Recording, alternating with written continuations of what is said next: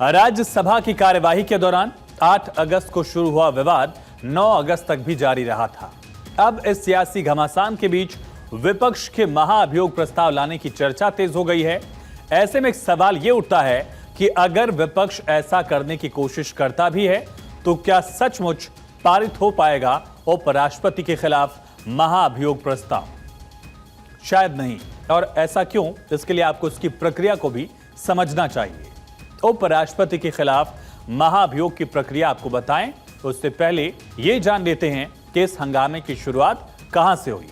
दरअसल 8 अगस्त को कांग्रेस के अध्यक्ष और राज्यसभा में विपक्ष के नेता मल्लिकार्जुन खड़गे विनेश फोगाट का मुद्दा उठा रहे थे। उन्होंने सदन में कहा, हमें जानने की जरूरत है कि इसके पीछे कौन था। मल्लिकार्जुन खड़गे बोल ही रहे थे कि इसी बीच में सभापति जगदीप धनखड़ ने उनकी बात काटते हुए कहा कि आप इस मुद्दे का राजनीतिकरण नहीं कर सकते। इसके बाद हंगामा बढ़ गया। विपक्ष ने यह भी आरोप लगाया कि मल्लिकार्जुन खड़गे का माइक ऑफ कर दिया गया। माइक बंद करने का मुद्दा पहले भी उठ चुका है और यह भी साफ हो चुका है कि चेयर के पास ऐसा कोई बटन नहीं है जिसके जरिए किसी सदस्य का माइक बंद कर दिया जाए। लेकिन यह विवाद यही नहीं रुका।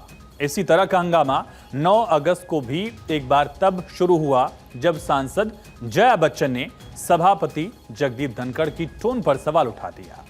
जया बच्चन ने सभा में कहा कि जगदीप धनखड़ के टोन ठीक नहीं है। इसे सुनते ही सभापति नाराज हो गए और जवाब में उन्होंने विपक्ष को उनके रवैये को लेकर नसीहत दी।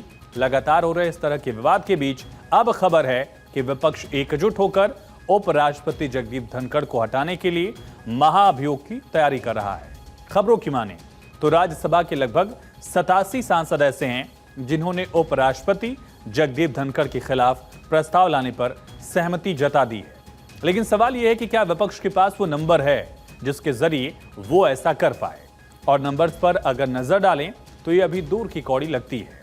सबसे पहले समझिए, राज्यसभा में सभापति का पद कितना महत्वपूर्ण है। संविधान के तहत भारत के उपराष्ट्रपति राज्यसभा के स्वाभाविक सभापति होते हैं।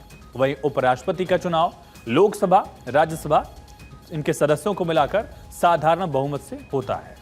सभापति का काम राज्यसभा की कार्यवाही का संचालन करना है। अब आप ये समझिए कि उपराष्ट्रपति के खिलाफ महाअभियोग प्रस्ताव पर देश का संविधान क्या कहता है। संविधान के अनुच्छेद 67B में महाअभियोग प्रक्रिया को लेकर पूरा ब्यौरा दिया गया है। जिसके मुताबिक महाअभियोग प्रस्ताव लाने से पहले 14 दिन पहले लिखित नोटिस देना अनिवार्य है। साथ ही महाअभियोग लाने की वजह का जिक्र करना भी जरूरी होता है। उपराष्ट्रपति के खिलाफ महाअभियोग का प्रस्ताव सिर्फ राज्यसभा में ही लाया जा सकता है और इसके लिए राज्यसभा के मौजूदा सांसदों में आधे से ज्यादा का समर्थन जरूरी है। लेकिन इसके लिए लोकसभा यानी हाउस ऑफ पीपल्स की भी सहमति जरूरी है। मतलब साफ है कि अगर विपक्ष उपराष्ट्रपति जगदीप धनखड़ के लिए ऐसा कोई प्रस्ताव लाने की तैयारी में है तो उसके पास राज्यसभा और लोकसभा दोनों सदनों में नंबर चाहिए, जो कि फिलहाल विपक्ष के पास नहीं है। तो सबसे पहले आपको राज्यसभा के वर्तमान आंकड़े के बारे में बताते हैं, क्योंकि लोकसभा में तो पहले से ही सरकार के पास बहुमत मौजूद है। लेकिन इस प्रस्ताव को लाने के लिए बहुमत का एक आंकड़ा चाहिए। ये जादुई आंकड़ा है 113 का। और वर्तमान की बात की जाए तो अभी राज्यसभा में कुल 225 सदस्य हैं। इनमें एनडीए के 109 राज्यसभा सांसद हैं, इंडिया ब्लॉक के पास 87 राज्यसभा सांसद हैं और अन्य के पास आंकड़ा 29 का है।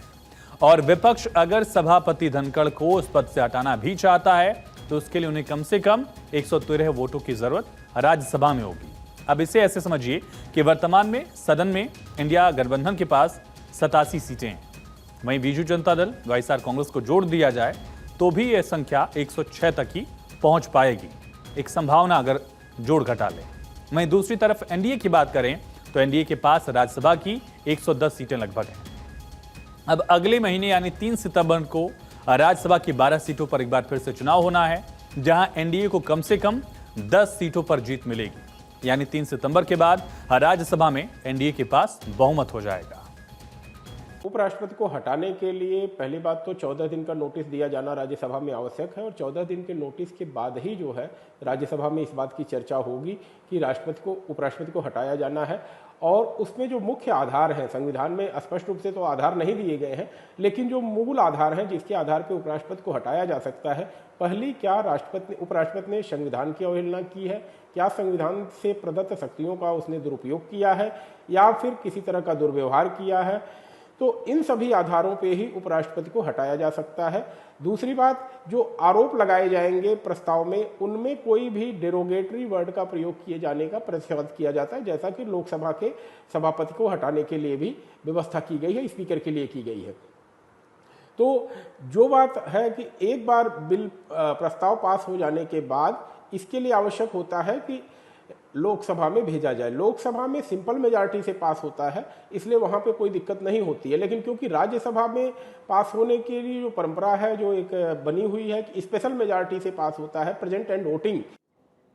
तो संविधान विशेषज्ञ की बातें भी साफ तौर पर यही बता रही हैं कि विपक्ष की कोशिश सिर्फ राजनीतिक कसरत भर है, क्योंकि ना तो राज्यसभा और ना ही लोकसभा, दोनों जगह फिलहाल विपक्ष बहुमत से दूर है। ऐसे में उपराष्ट्रपति के खिलाफ ऐसा कोई भी प्रस्ताव पास हो सकेगा, ये मुश्किल ही नहीं, नामुमकिन दिख रहा है।